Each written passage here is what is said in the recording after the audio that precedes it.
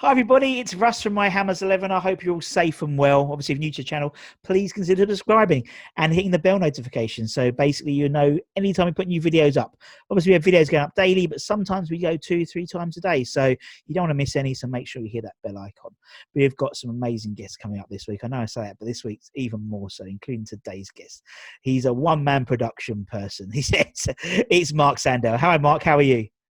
Hi, very good to see you. Thank you very much for inviting me on. Absolute pleasure. I can see you've adorned your office with shirts of past eras.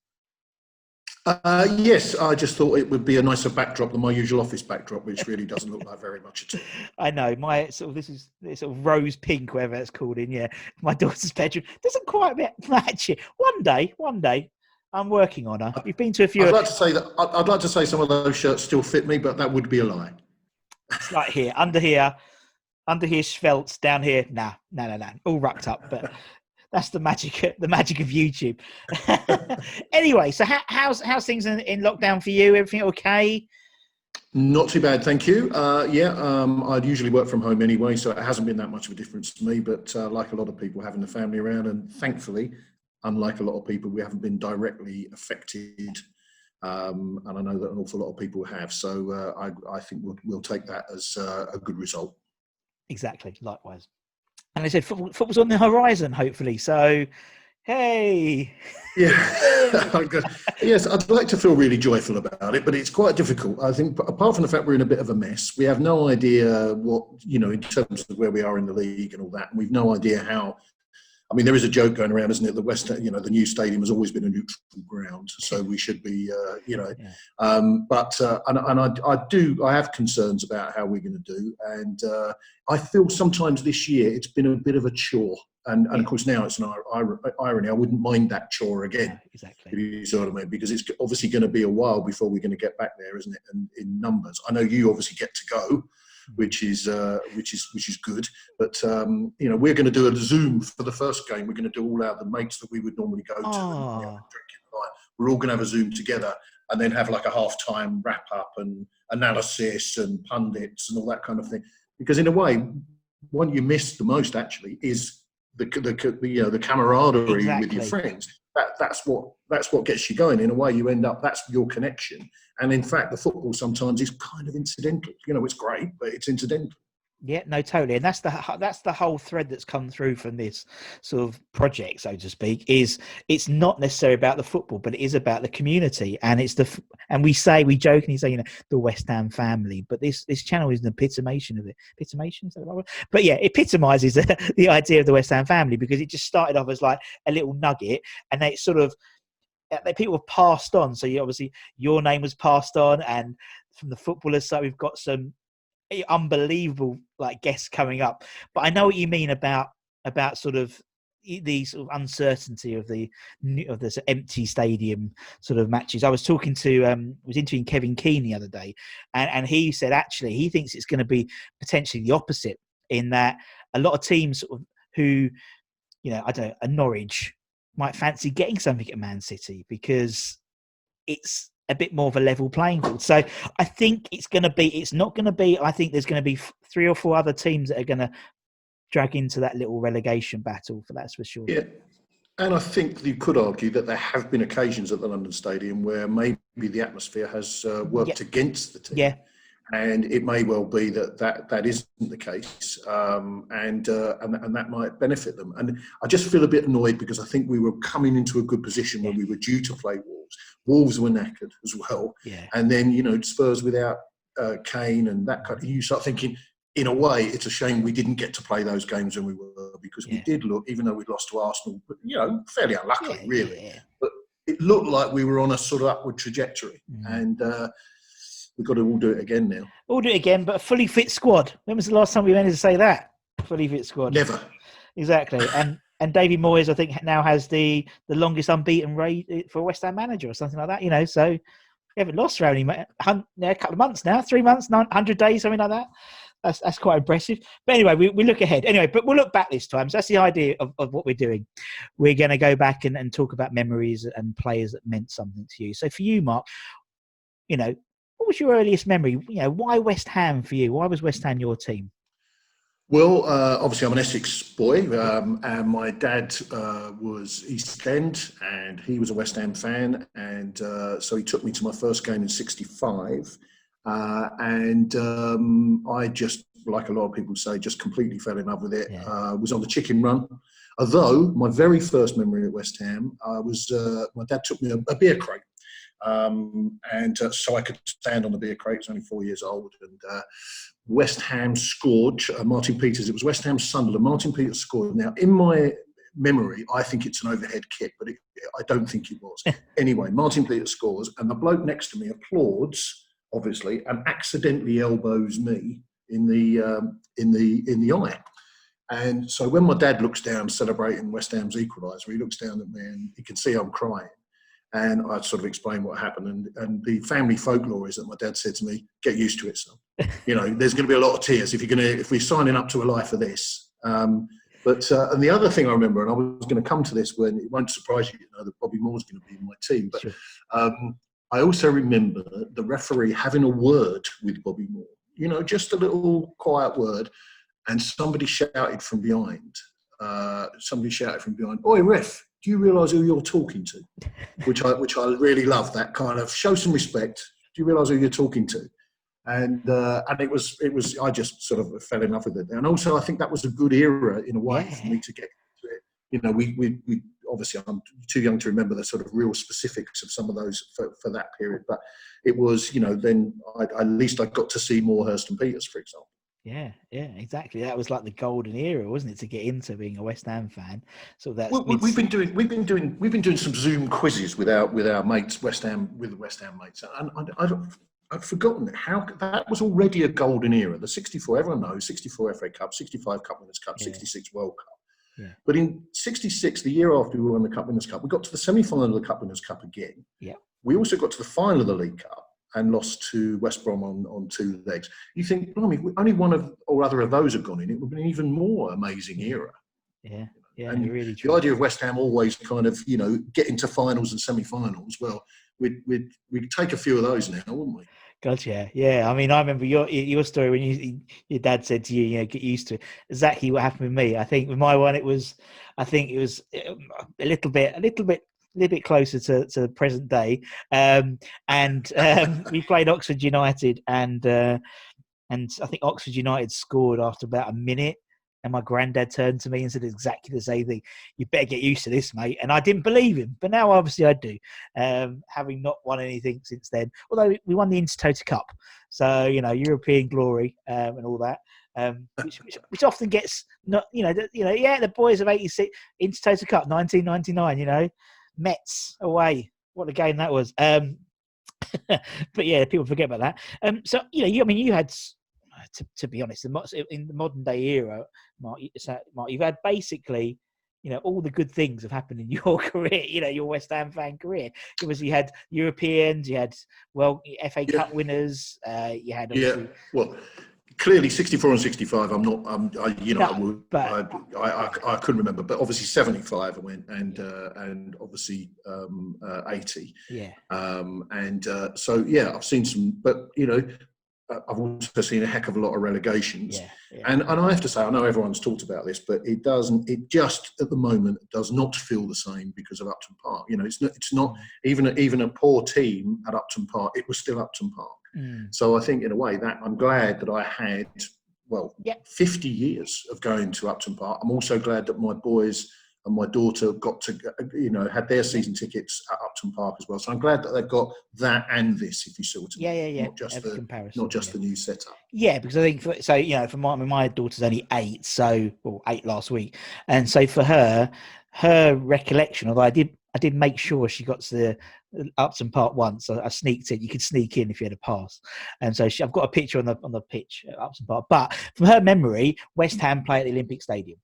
And that's what London Stadium. Yeah. There's no recollection about Upton Park, and obviously for the newer generation, that's how it's going to be. But obviously, that's the importance of sort of interviewing people from a more experienced generation, because they've got all the memories and stuff, which I think is really important to categorise. But that thing you said about you're absolutely right, and that thing you said about get used to it and Oxford and all that kind of thing. I bumped into another journo on a press trip once to South Africa. And it became clear right at the beginning we were both West Ham fans. And because we were working throughout the day, we didn't really get a chance to talk about West Ham. We get to the bar in the evening, and we finally sit down and talk about West Ham. And one of the very first things we said to each other were you at Mansfield? Were you at Stockport? Were you at Torquay? Were you at the games when we were 3-0 up and lost 4-3 at home, the Wimbledon and the West? You know, all of these got trotted out. Yeah. You know, Yeah. and then we had a little kind of, were you at the, the whatever it was? That's right, the semi-final at Villa Park was another one. You know, so we're there, we are trotting off all this, and the barman was listening to this, and he just said, "Do you actually like West Ham?" You know, because obviously all our conversation was about the embarrassments and the cup shocks and all that kind of thing. So it's almost like you wear them as a badge of pride. Yeah, it's true. It's true. It is so true. It's almost like a Boy Scout or a Cub. You know, they've got. Yeah. I've got two for me. I got 2006. Yeah, we got the Crystal Palace playoff. Yeah, we got that one. Yeah, it's so true. It's so true. You know, but it is. But and that's the thing. It's the football always seems to be secondary to the experience, and West Ham, we're realistic. We're never going to win the league, but we just want to be entertained, and we just want to enjoy a beer with our mates. And when we all get back to the London Stadium, it'll be a lovely moment, and I'm really looking forward to that moment. It's going to be weird. Yeah, that's a fair point. Because I think as you said, I think people will take more. People a bit more. He said. You said it was a chore, but you'd like that chore to come back. And I think a lot of other people are in the same boat. Yes, we moaned about this selection and he's not playing and why is he not doing what he wants to. But I think people just want to have those moaning sections again. You know, they just want to moan, have something to moan at. You know, at the moment they haven't got nothing to moan at. So we'll see. And I think perhaps particularly we had no idea all this was coming along, obviously. And clearly the government didn't either. But the thing is, actually what we were whinging about is something I've really missed that kind of camaraderie. And so sometimes, we've got to get that. It helps get everything into perspective, I think. Yeah. And I think it's great that you're having your Zoom.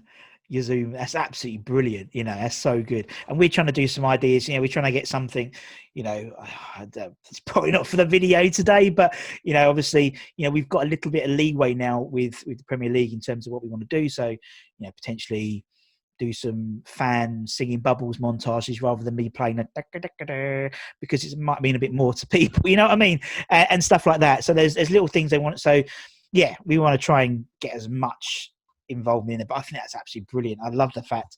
Thing is, I'm going to be sat on my own in the box. It's going to be like an under-23 game, sat on my own in the box with like 200 people. It's going to be really, really weird. But anyway, let's not worry about that. I've got 2 or 3 weeks until that happens. In terms of your sort of your West Ham 11, Mark. As I said, we try and keep it to a 4-4-2 if we can. The only really rule is you have to be alive to a Brazilian play. Now, you from early 60 from 64 onwards, you're pretty much set. I'd say you got good. I wasn't there for the White Horse final, but I've done quite a lot since then. Yeah. Brilliant. So we'll go. So yeah, it'd be good to go through yours. So in goal, Mark, who would be in goal for your the Sandell 11? Phil Parks, unquestionably. I remember delivering newspapers and getting the news that we were signing Phil Parks, and not only were we signing him, it was $565,000, which just seemed like ridiculous money, particularly for West Ham. And he just seemed to slot straight. His air of authority. He was fabulous. I don't think that's memory lending disenchantment, if you see what I mean. He was. I remember this FA Cup third round. Everyone talks about 1980 and Trevor Brooking winning the FA Cup. I think the third round away at West Brom, and I can't remember what the rates, but Phil Parks must have saved probably 14, 15 shots in the course of this game.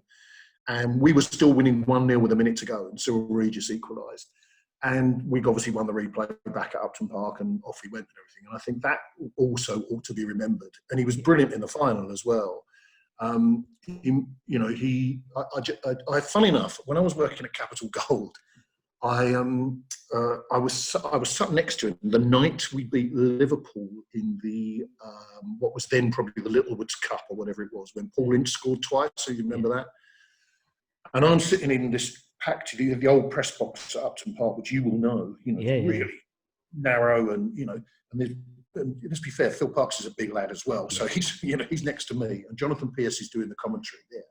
And Phil Parkes has got one of those headphones with a microphone that comes across, and he's got no control of when the microphone is on or off. That's controlled by Jonathan. And when we scored the fourth goal, neither of us could quite believe that this was happening. And he forgot he was on mic, and he just sort of turned to me and goes, "We're stuffing the bastards in." And he was just, and obviously Jonathan, because obviously he was actually on air. But what I also loved about that was it really mattered to him. He still clearly was a West Ham fan, and he's from the Midlands, I think, isn't he, originally? I think. Yeah. But he, and he was a Hammer. I loved him, his command, his authority. And also you felt we always had a chance, even when it was someone was through 1-on-1, or it was a penalty or whatever it was. I don't know what his stats are like for saving penalties, but I thought he was absolutely fabulous. And I remember that after that West Brom game, John Lyle said they should give him 10 out of 10 in the papers. And Ron Atkinson at the same press conference said, no, 12 out of 10. I mean, so to come in from the opposition manager. And I just, I thought he was not even close for me. We've been very fortunate. We've had some great keepers down the years. But he's there for me. He's your man. Yeah, good shout. And he's a lovely guy as well, which is always nice. And as you said, one of the many adopted Cockneys. As you said, he's not from around these parts, so to speak, but he just got the fans of him, and he was massive. And I think it was so imposing, as a goalkeeper. And again, that's something which I think's lost in the modern game, is to have that big buggering goal, like a real, all like, svelte and athletic. He was massive, and obviously with the hair as well, he was another foot taller, wasn't he? Really, with when the Cossack money came in. Looking at recent pictures, he hasn't lost any of it, has he? I mean, he looks fabulous. He does, yeah. And there's some players who look exactly the same. You can tell that's Phil Park. There's a couple not, and you're probably going to you might have one later on. But there's a few who don't look anything like they did when they were playing for West Ham. But we'll put Parks in. Let's go left back. Then Mark. Well, I've been a bit cheeky here. I know you said that it was I should be playing 4-4-2, but I've gone for kind of 5 really at the back. So I haven't really. This is my thinking, right? Yeah. I have got a traditional right back. Yeah. But I want him to sort of play across the middle, but that would be Ray Stewart. Yeah. Well, for loads of reasons. I mean, one, if we ever do end up in a penalty shootout, he's a very good character to have on board. I thought, again, uncompromising player. Again, decent amount of money. I remember at the time as well. 400,000. I know it seems nothing now, but 430,000. Yeah. Again, utterly reliable. Never seemed to be injured, which was brilliant as well. No, good point. Yeah. And coolness under pressure. 6-round FA Cup, 1980, Aston Villa at home, 90th minute. Ken McNaught, I think, had fouled. I can't remember who he fouled. And there is, it's a penalty to take us into the semi-final of the FA Cup, and he does it. The League Cup final in 1981, where he took that penalty, that last-minute penalty, right in front of where the West Ham fans were. And by the time we'd finished, we knew he was going to score. Yeah. By the time we'd finished celebrating, all jumping up and down and mobbing and all that kind of thing, because we felt hard done by because of the original goal that Liverpool had scored when Sammy Lee was lying on the penalty spot. And by the time we all kind of emerged from celebrating, we looked up and the Liverpool fans had just gone, because they felt it had been snatched away right at that time. And it really did feel like we'd actually, I know we hadn't won, obviously, and we lost the replay, of course, in a very West Ham way. Yeah. But I just thought he was cool under pressure. I did work with him as well. He always made me laugh because, do you remember the old, well, you probably won't, but the old Shoot magazines where they used to do the player profiles? And so the questions that they used to ask him were things like, what's your favourite film star, all that kind of thing, and favourite food. And very often it seemed to be steak and chips. For some reason, steak and chips would seem to be the number one. And Ray Stewart's was, when it said favourite food, his just said mince. And I just thought that was a bit unadventurous. And years later, I did a programme on 5 Live. It didn't last very long, called Early Doors. and Ray Stewart. And we did a feature called Ray Stewart's World of Mince. And the idea was that Ray Stewart would come on and talk us through a recipe that involved mince. And he was a very good sport about it, because I did say, why did it just say mince? And he said, I think he meant to say mince and tatties. Yeah. So it wasn't just the fact it was favourite food, mince. And I just thought, I'm looking forward to a nice plate of mince tonight. Anyway, he was a real fantastic sort of sport about it. Really lovely, dry sense of humour, smashing bloke, and so reliable. And we've had some very good penalty takers over the years. Yeah. You know, when you think Julian Dix as well, Mark Noble, obviously now. Yeah. He got 78 goals from the penalty spot, Ray Stewart. I mean, that is ridiculous. Yeah. And I think he missed a few, but I think he missed about 4 or 5, and even a couple of those he scored on the rebound. Yeah. So I just loved him. And again, similar to Phil Parkes, I get the feeling that West Ham has a huge place in his heart. Oh yeah, and he comes back quite a lot, doesn't he? We get him on the pitch quite a bit. Still don't understand a word he says, but he's lovely. He's lovely, isn't he? And he does a lot for. He does lots for the club in terms of the videos and stuff. But yeah, no, great. Yeah, Ray Stewart. I'm gonna let you just carry on then, Mark. Who's your next defender? I'm going to go. Funnily enough, it won't surprise the man. Do you realise who you're talking to, Ref? Bobby Moore, obviously. Yeah.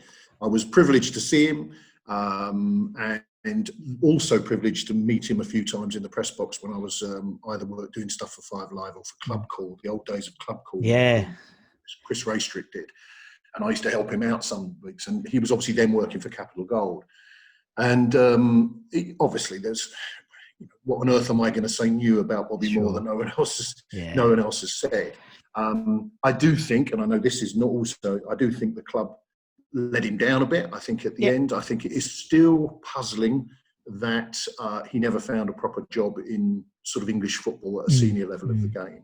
Funny enough, during lockdown, me and the boys watched the Bobby Moore documentary, which I think Matt Lorenzo had made. Yeah, Matt will come on soon. Yeah, got him on soon, yeah. And he was very good, as you know. It's a really, really good piece of work. And the boys watched it because I wanted them to see, look, we talk a lot about Bobby Moore, and you'll have seen those clips on YouTube of the fantastic tackle against Brazil and all of that, and you see all of that.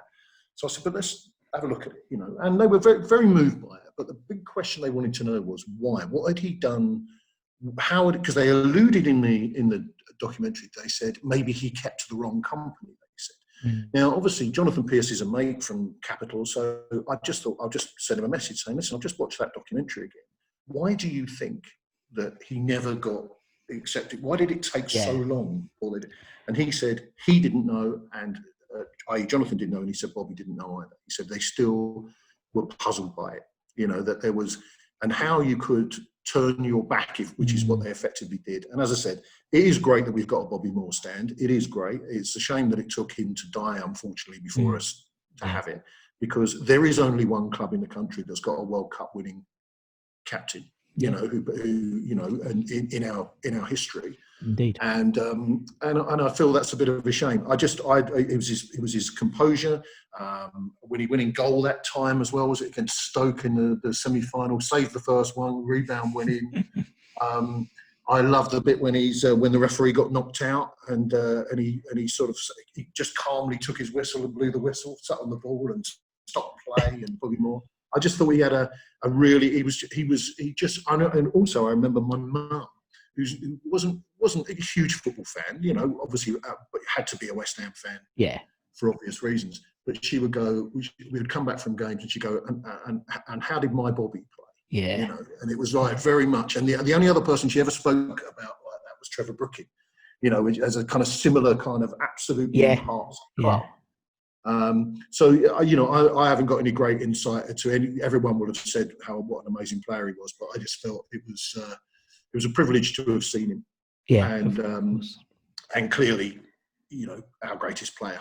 Yeah, no, totally. There's not much more you can say about him, but yeah, it's interesting. I mean, it's one of those things where I remember watching that documentary, and again, you never know why. I mean, I never know why. I don't think no one will know why, but not just for England, but for England, you know, for West Ham, but just for England as well. You know, it's like, as you said, a senior role. You see the role that Trevor plays now. So Trev plays in the FA. Yeah, Bobby should have been there anyway. Anyway, we'll put Bob in. Who's your next defender? Well, I'm going, as I said, I'm going for this slightly sort of three across the middle there at the back. Yeah. I'm going to go Rio. Yeah. I know there are lots of choices in this position. I mean, Alvin clearly would be another one that you know, who I loved as a player as well, and a great servant of the club, lovely guy as well. Yeah. I put Rio there because, funny enough, I think there's part of me in this imaginary world that we're conjuring up here would like to see Rio and Bobby Moore playing alongside each other, because as I recall, when Rio was coming through the ranks, that was what you heard about him. He was the closest thing to Bobby Moore, you know, and we heard about this kid, you know, coming through the ranks, and he was going to be really good, and he's got a great touch and everything. And I couldn't believe the level of confidence. Goodness knows if he had just like antifreeze in his blood or something. I just love the way that from the moment he started playing for us, he had the confidence to take the ball out. Yeah. He had the confidence to pass long or short, depending however he wanted to go. Where have you got this from? And you knew that he was marked out for greater things. You know, you knew that probably, if we're lucky, we'll have him for a few seasons. Yeah. And I remember at the end of each season, it was that fear that this was the time he was going to go. I mean, we got 130 odd games out of him, I think, or close to that. Yeah. And I'm also, the other reason I've gone Rio as well, which is a kind of a slightly odd reason, is I want him to kind of represent the other two Ferdinands in the family, because Anton was also, I loved Anton. I loved the way he used to come down to our corner flag with the East End and do this little kind of round thing, which I really loved. I loved his enthusiasm and spirit for the club. And also I love Celez, you know, playing for us as well. I mean, so I, in a way, he's there in his own right, obviously as a fabulously gifted player, but he's also representing his brother and his cousin as well, because I think they also did some great stuff for West Ham. Yeah. So I just loved his coolness, his composure, and you know, we were fortunate to have what we did out of him, and you know, as the joke goes, that did pay for the West Stand, effectively, when fortunately we had to move him on. We can question what we did with the money that we got from him, but that's a whole other video. Yeah. But no, I've gone Rio there because I said partly because of that little fantasy idea of seeing the two of them. Yeah. You know, the sort of the old master and the young, you know, would have been something. Yeah, they would have been. Yeah, you're right. He was just from a young age. He was just so cool, wasn't he? Like on the ball, and it's like it's so unusual, you know, for a player that young to have that ability on the ball. And again, it's like, you know, I think, you know, in hindsight, he had an amazing career, but obviously when he went to United, famously, Sir Alex sort of took that ball playing side a little bit away from him and made him more of a defender. What could have been if he could have been the next Barese, you know, if he was. Yeah, that's a very good point, because I think people did think if he was going to develop, he might even develop into an out midfielder. Yeah, I think that he would, you know, because he was so comfortable on the ball.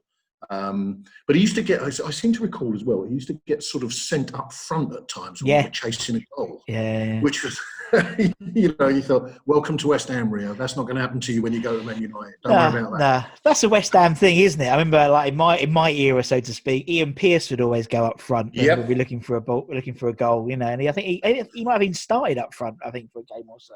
Oh, but, that's very likely. Yeah. All right, we'll put Rio in. Who's your next player then?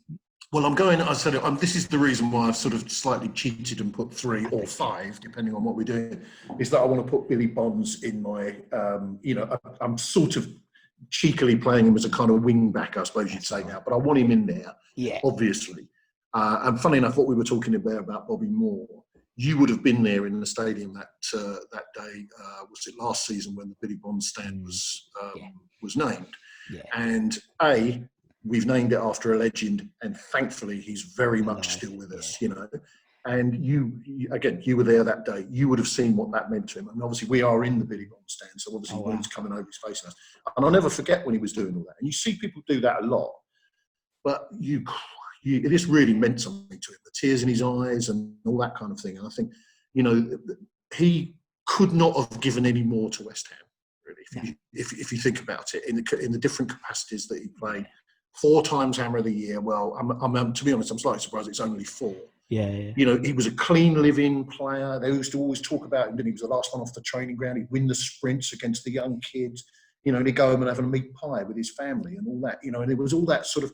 You weren't going to catch him out in a nightclub, were you? No. You know, Billy Bonzo was not going to be doing that. And his fitness was a real was really important to him, wasn't it? His whole, and hence he's the player at the oldest age he's ever played for us, isn't he? He was at 41, I think. 41, he was still playing for us. And you don't do that if you haven't looked after yourself. And as a manager, took us back up, didn't he? Took us back up. Again, I question the way that the club treated him after that. But the fact that he is now well established back into the sort of fabric of the club. And again, like, Bobby Moore, it's almost one of the first three things you'll ever know about West Ham, and one of those is Billy Bonds, and I think that is great. I used to have a badge of his on my blazer, and it was a picture of the famous one where he's got the kind of bandage and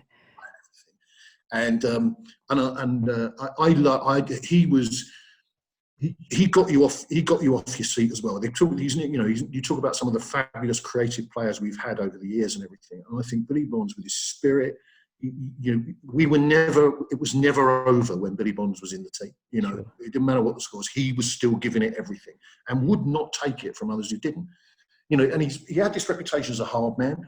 Well, I remember him getting sent off against Birmingham when he had a fight with Todd, I think Colin Todd or Kenny Burns or someone, and he got sent off then. And nearly missed the FA Cup final, in fact, didn't he? In fact, that was before the 80. Yeah. They thought he might do that.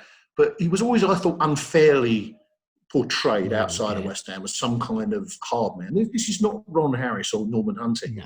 No. This is a guy who could play, was good in the air, was supportive of his teammates. I'm fabulous.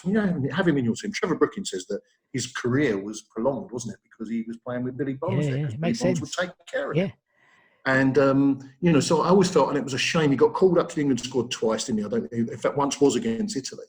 Never got into it. And I think he's probably got to be on our list of one of the unluckiest players never to have played for England. Yeah, when you look at some of the players who did play in that period. Yeah, exactly. So, exactly. And again, like Bobby Moore, there's going to be no clever insight from me about Billy Bonds that no one else has spotted. But I loved him. And I'm very proud that my season ticket is in the Billy Bonds stand, and I'm glad the club, have realised what an enormous asset and what a great debt of gratitude we owe him. Exactly, and I think by doing that, we've spoken about before in the episode when we were saying about the younger generation understanding West Ham players understanding that's all they know. Same with Billy Bonds, unless now there's that recognition, there's always going to be that piece that a granddad will talk to a son, and the son will then talk to his son about who Billy Bonds was, in the same ilk as Bobby Moore and Trevor Brooking. Because, as you said, you saw how much it meant to him. And I think that was arguably one of the most emotional things I've ever seen, I think, because the man didn't show any emotion. Even when we won promotion, I didn't remember seeing him cry when he stood up at the director's box at Upton Park, but there he was absolutely bawling. And I think to have his peers there and his family was just amazing, absolutely amazing.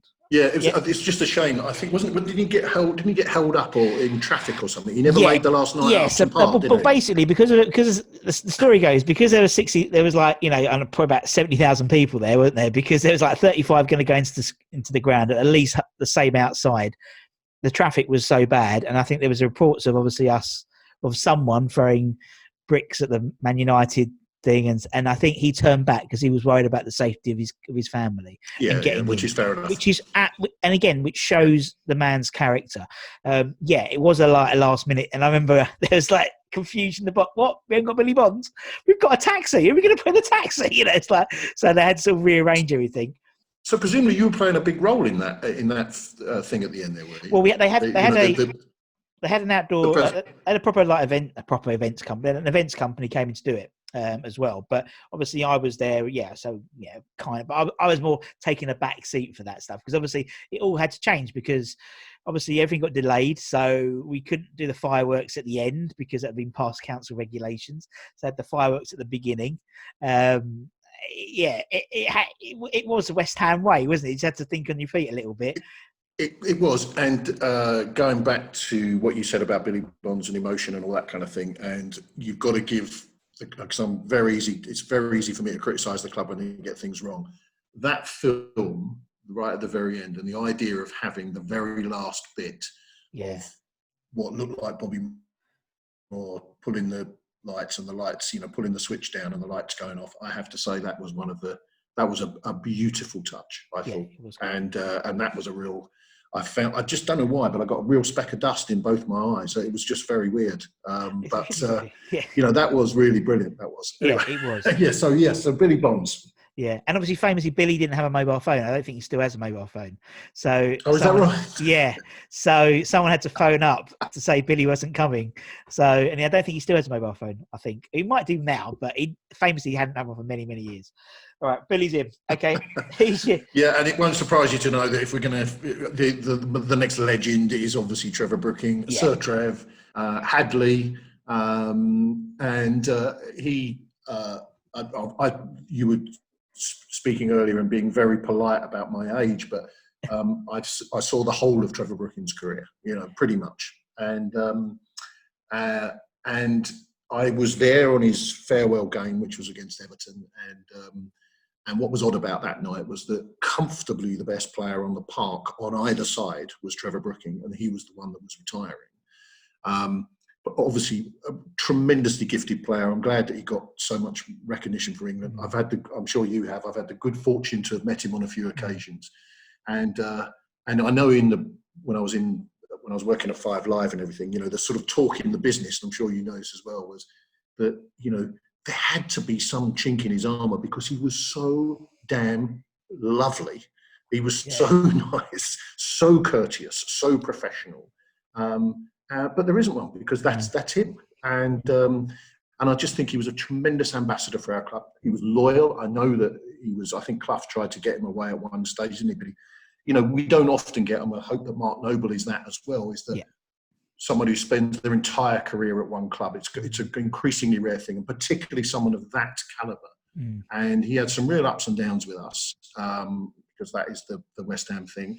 I was there in obviously 1980 when he tried to get out of the way of that cross, and it was so fitting, particularly after the Clough comment, wasn't it? Because Clough had said "floats like a butterfly, stings like one," and so for him to get the winner and shut him up was really, really nice as well.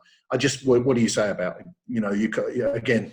Nothing clever to add about him, but a beautiful player to watch. I used to love the way that I couldn't work out how with just one move or a drop of his shoulder, suddenly he's left two players for dead, and you haven't. What has he just done there? How has he done that?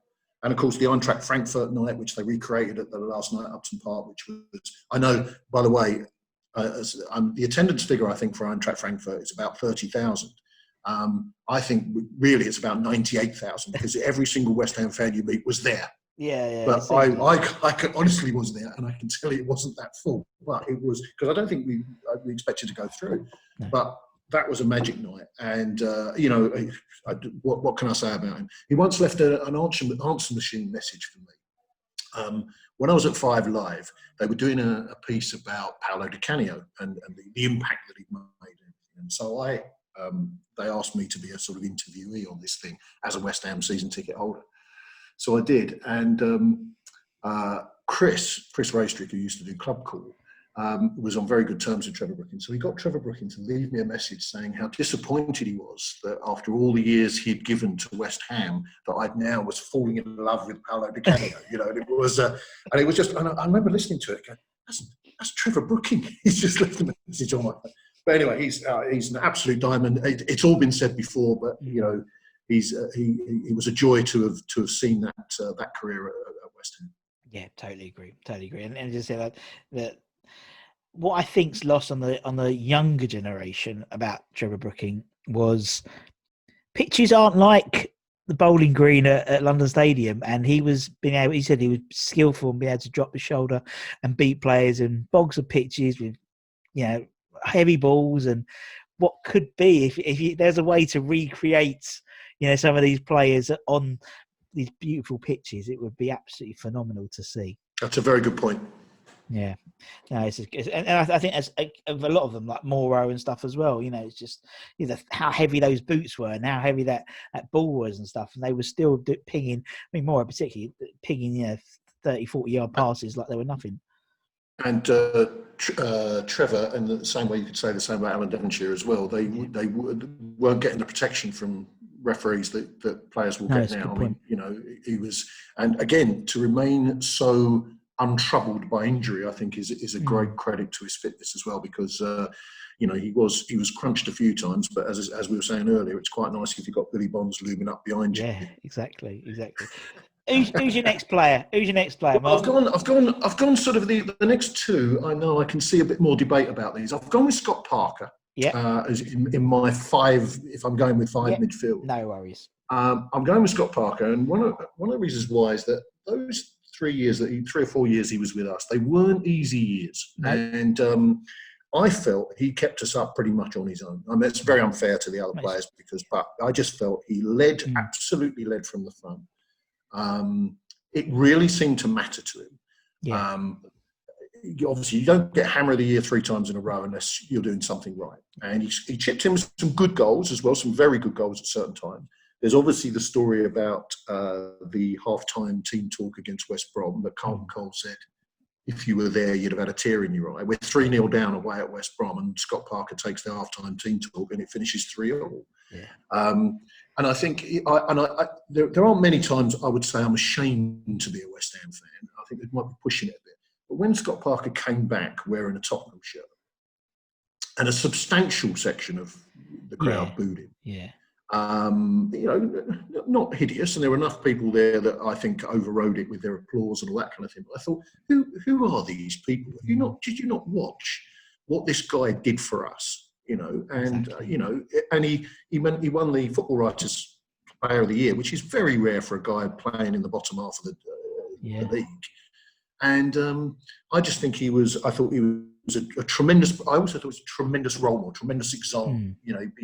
If you watch your boys play football and you go, that's not a bad example. That's the way he plays, the way he handles himself, the way he conducts himself. And I just think I think in recent years he's one of the few that I would say, it's very hard. I'm not going to say the word legend, but a great. Yeah. And I think in recent years he's one of the few that you'd say that about, I think. Yeah, no, I agree, and I totally agree with your point. He was.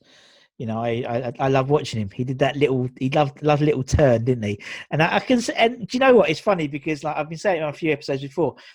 Obviously Scott and Mark, and it was almost like Mark was learning a bit from Scott, and Mark does that little turn as well. Not Scott had a big bum, so it was a bit more obvious, but they still.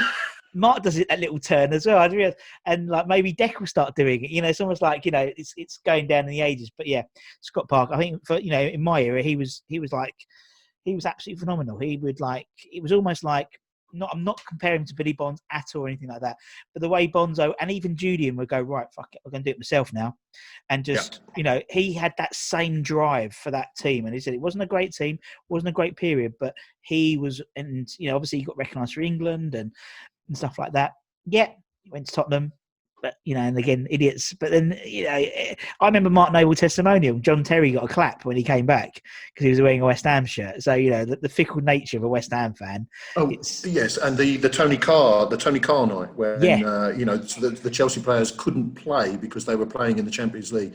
And because they turned up wearing the right kit, they get, including Frank Lampard, of course. Yeah, exactly. Who's everyone's blooming villain, and you're right. I just couldn't believe that of Scott Parker. Yeah. I thought, blimey, we were, and it's not often you say that. You sometimes look at players and you think, we're lucky to have you, and we were very lucky to have him during. Oh yeah, period.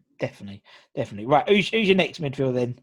And I'm finishing off in the. I think this is my last midfielder now, isn't it? Yes, I think it is. It's no, I've got two. No, you've got two more. Yeah. I'm going to go Trevor Sinclair. Yep. Because he was exciting. I thought he was. He added so much to us. And again, it's funny how I know he wasn't an out-and-out wide player, but it is funny. I was talking about this the other day with some other West Ham mates who were saying we over the years we haven't had a tremendous amount of great wingers. Actually, when you think about it. We had some great goalkeepers, some clearly great strikers, some tremendous, but wingers out, and I know he has said he wasn't an out and out, but he gave us something in that. And obviously the pass for Canio's goal is obviously something that will stay there. He scored some spectacular goals for us. I know that he scored some belting goals for QPR as well. And I enjoyed watching him. I thought he was going to be exciting, was never going to be dull. I thought he was a courageous player as well, in terms of the fact that again, we talk about players getting kicked. He got a fair bit of treatment, Trevor Sinclair, and I thought he handled it really well. No, I loved him, and I just think that I want, I've got in Parker and Bonds, if you like, I've got me engine room, and I want a bit of flair now, to link up. And no, I really liked him. I thought he was, that period when we came fifth, didn't we? The Intertoto Cup and all of that. I thought he was lovely, and that was an exciting team. We compare that Scott Parker team there, which was, Canute, and we had some really good players in that team, and obviously Paolo. Yeah. And it was a time when you were sort of tingling about going to see the Ammons, which, as we both know, is not a regular feeling. But it was a time when you thought, this is going to be exciting. We are, and exactly what you were saying earlier about, we like to try and entertain. That's what our fans will like. We accept we might not win very much, but I mean, in terms of trophies, but I know what you mean. Make us happy, make us worth it, make us, that. And I think that team under Harry, I thought, did that. And obviously we had that blend of the Cole Carrick youth team that sort of was coming, come through as well. So you had that lovely homegrown thing with fantastic talent that we brought in from outside. That was an exciting team. And wonder I know we came fifth. I think we were about 28 points behind fourth, but we did come fifth that year, didn't we? We've got to take it. We got small victories. Small victories. But my mate George was doing a quiz the other week, and you probably know the answer to this, but one of the questions he asked was, how many times in the Premier League have West Ham finished the season with a positive goal difference? Oh, I have no idea. Not a lot, I would say. Once. Once. And that was the last season. I don't think any of us guessed it was once. We knew it would be a low number. Yeah. You think that season with that team and those characters, and we came fifth and qualified for the UEFA Cup, and we still, even that season, didn't finish with a positive goal difference. It is West Ham. You're right. That was the Harry era, wasn't it? The Harry era was very attacking football. Yeah, not so. The defence was a little bit and goalkeeper, but it's all about the entertainment and the attack. And that is the West Ham way, though, isn't it? It seems. It is expansive.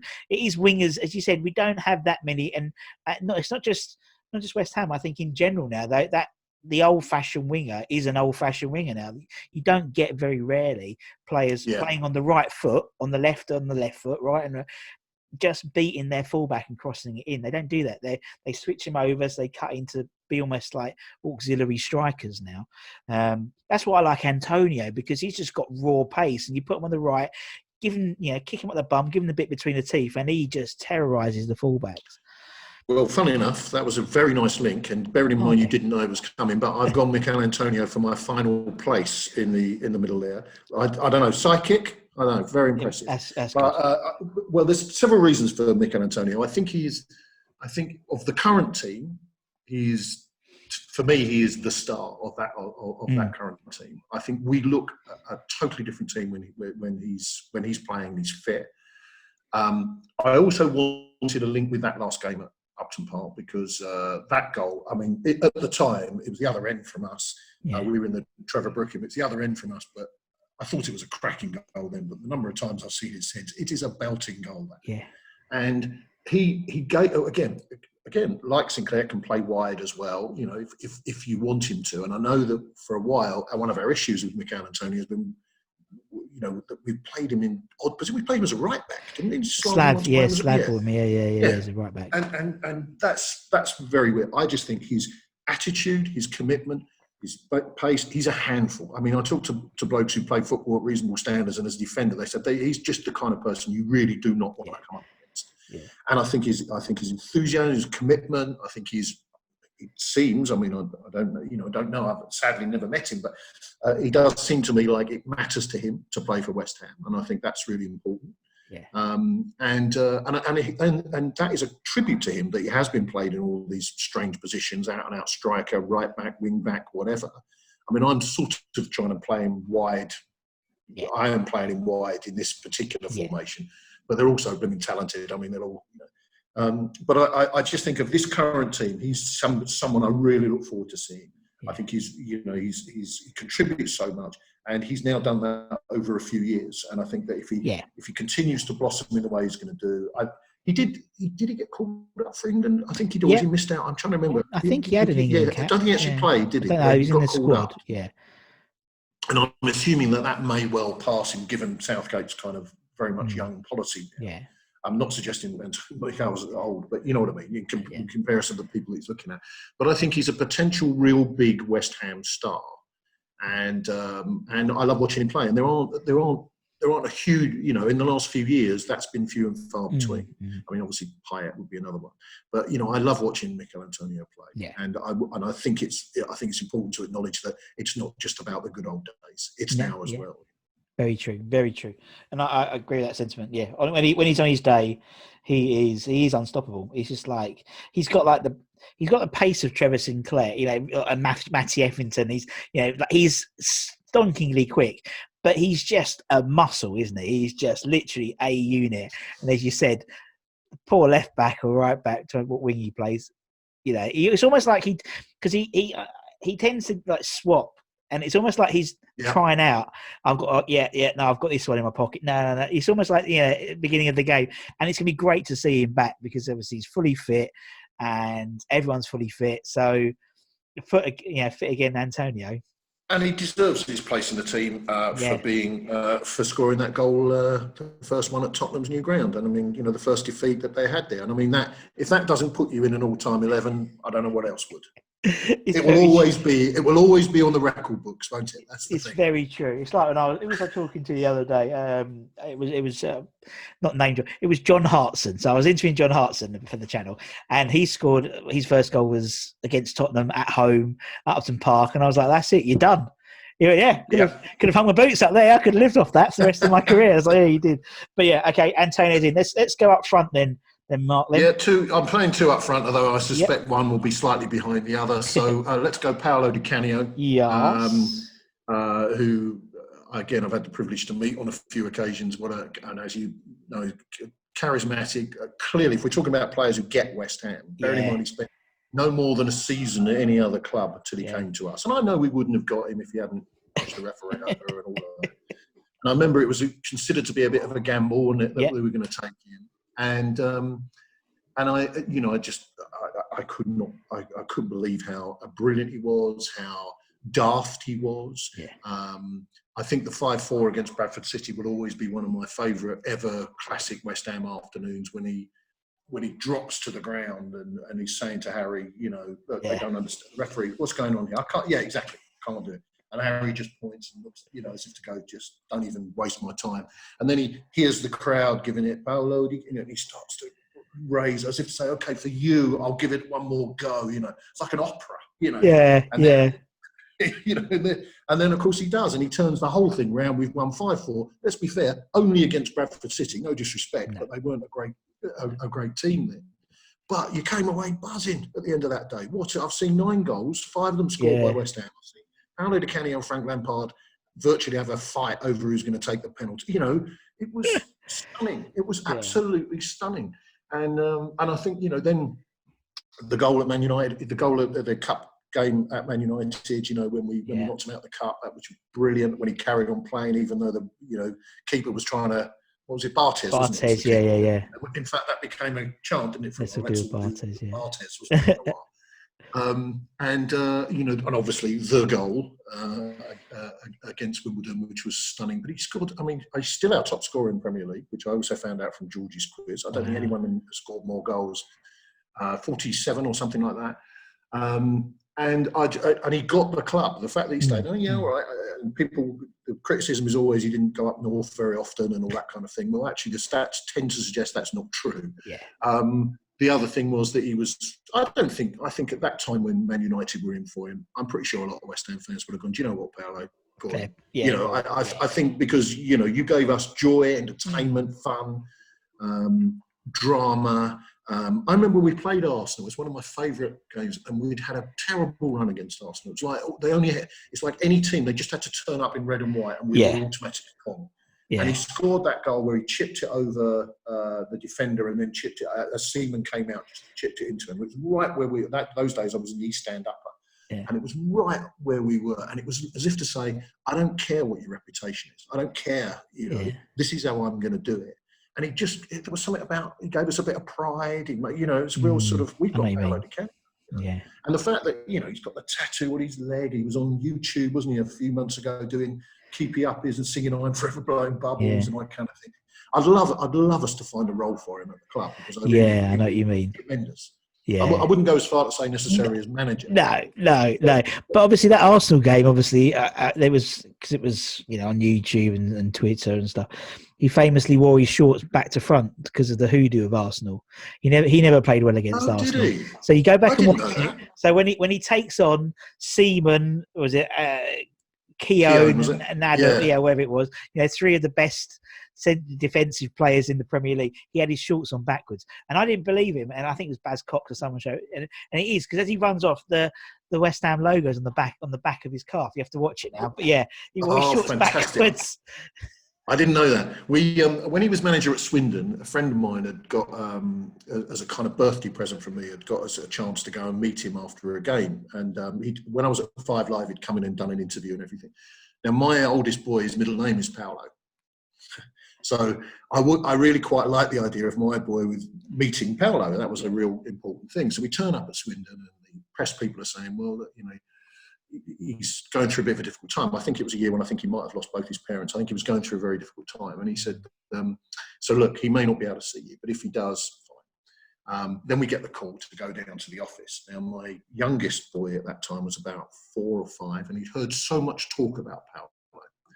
So the door opens, and Paolo is sitting at the edge of his desk, and my youngest Joe runs straight into his arms, like it was his uncle or something like that.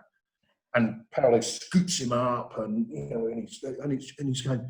At one stage, he's signing a picture, and Joe is saying to him, he said, "That's you, that is," to Paolo. He says to my oldest boy, Oliver Paolo. He says to my oldest boy, he says, "You play football?" And he says, "Yeah." He says, "Where do you play?" And in those days, he was playing midfield. And he went, Paolo went, "I need a midfielder. You come play with me," and all this kind of stuff, And you could see Oliver, he's just growing. It was like he was so sort of charismatic and charming. Yeah. And obviously the whole West Ham connection thing, he signed stuff and all that kind of thing. And I just think, he gave us a lot. We won't get into his politics, but he gave us on the pitch a load of genuine joy and happiness. And I think that is what being a West Ham fan is about. That's what I want. That's why I'm paying my money. I want you to kind of, I know it's not going to happen every week, but just try and cheer me up a little bit if you can. And that's what he did. Exactly. There's a couple of stories. There's one with John Joe and Gary Herman who tell a story about meeting Paolo at his Swindon office, and basically Paolo then spends hours with them. He opens up his drawer. He's got all West Ham pictures, and was going through all those, and he was doing this to John Joe and stuff, because obviously the amount of money he is. And the second one was Nicky Hawkins from Hammer's West Ham Fan TV, and he did a Q&A with Paolo, and he turned up, and Nicky was in the shirt and dress, and Paolo was obviously, he's immaculately dressed, beautifully dressed, blonde, and Nicky's like, "Oh, nice suit, Paolo," and he just goes, "I always dress up for my family." That's it. That is Paolo, isn't it? Always dress up for my family. Absolutely amazing man. He was standing in the car park outside a game, and I can't remember. I think we played Leicester, and he'd turned the game, Paolo. Yeah. And by the time we'd finished doing all the press stuff, and he's now standing in the car park, and he's chatting to a couple of you, as you say, immaculate white shirt on, jacket over his shoulder, and everything. And I've never done this before, but I just thought it was such an amazing performance, and I just thought, I've just got to take this opportunity. So I walked past, and I said, "I'm really sorry to interrupt," to the people he was talking to. I said, "Paolo, you were absolutely fantastic today. Thank you ever so much." And shook his hand, and he went, "It's okay." That's what I do. That's what I do. What did you expect me to do? It's okay. Yeah. It's like when he scored against Wimbledon, wasn't he? And he walked off like, that's it. That's the best I can do. I can do no more. But yeah. All right, who's Paolo gonna partner up front? He's going to play alongside again, probably a bit like my Rio and Bobby Moore thing. I would love to see him linking up with Mr. Clyde Best. Oh. So I've put Clyde in, and there's several reasons why. Obviously, had the privilege of seeing him play. We know the journey that he had to go on. We know the stick that he took. He was a real trailblazer. He was one of the 3 black players who lined up for us in '72 against Tottenham, and the first time 3 black players were playing for a top flight team. And I do think the club should make more of that. Yep. I mean, West Brom rightly herald the so-called 3 degrees. We should be doing that as well. He misfired a few times. I mean, that was a thing. He was there. There were times when you felt that he was just a little bit clumsy at times. But I talk about handful. He could jump. I mean, you see some of the pictures of him. When he's right up. He could jump. His shots were ridiculous. I mean, he had a shot like Ray Stewart and Julian Dix, didn't he? Or Frank Lampard Senior. But one of my favourite memories was my brother, for bizarre reasons which are just too boring to go into, is a Leeds fan. And I think he saw how rubbish West Ham were and just decided, at that time, I'm going to support the best team around. And to be fair, he stuck with them. But obviously Leeds had a ridiculous record against us. And we played them at the end of one season to a 73 or 74, something like that. And Leeds had gone on a huge, great run of undefeated. And so this was the game my dad, me and my brother would go and see. Obviously, that was always one we'd go and see. And we won 3-1. And Clyde Best was, as my dad said at the day, and I didn't really understand what he said, he was unplayable.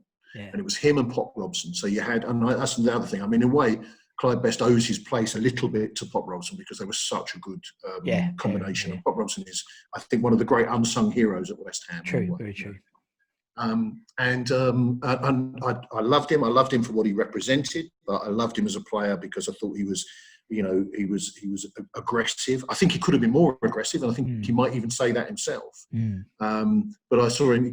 He scored some great goals to take the stick that he did and to become so loved at the club. Yeah. And I just, I loved him, and he was. And I remember having his picture up on the wall and all that kind of thing. And I'm glad he seems to have latterly got the respect and the credit that he deserves. So that's me, Clyde, up front. Yeah. I had the privilege of interviewing him. I stood in for Phil on Stop Hammer Time just once, and we did an interview with Clyde, only on the phone. And you could have, like you were saying earlier, you could have talked to him all night. I mean, it was just fabulous. The stories he's got, the anecdotes he's got. He left us. He was only 25 when he left us. When he left West Ham. Yeah, sure. I mean, what he could have done with another few years. But anyway, so Clyde Best, and that is a ridiculous competition. I'm leaving out Jeff Hurst, who I used to send birthday cards to when I was a kid. He was my sort of,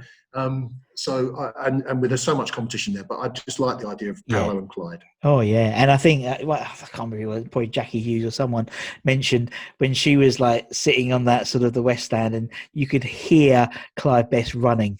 Because it was like a horse galloping because he was so close to the fans, and that would have been so intimidating for any defender to come up against him and Antonio as well. That was that's true. 2 units right next to each other. Yeah, Mark, that is true. Actually, I've got a lot of flair, but I've got a lot of muscle as well. Oh, and I think that's what you need. And if it goes a bit off, if it kicks off, you got Bonzo, and you got Ray Stewart to just have a word. Just have a word. Have a slight word. Mark, it's been brilliant, man. It's been so much fun. Absolutely brilliant. Lovely talk. I really appreciate the invitation, and you take care as well. Thank you. And obviously, thanks to everyone for watching. Like, share, subscribe. You know what to do. And until next time, for me and Mark, take care. Stay safe. Bye-bye, everyone.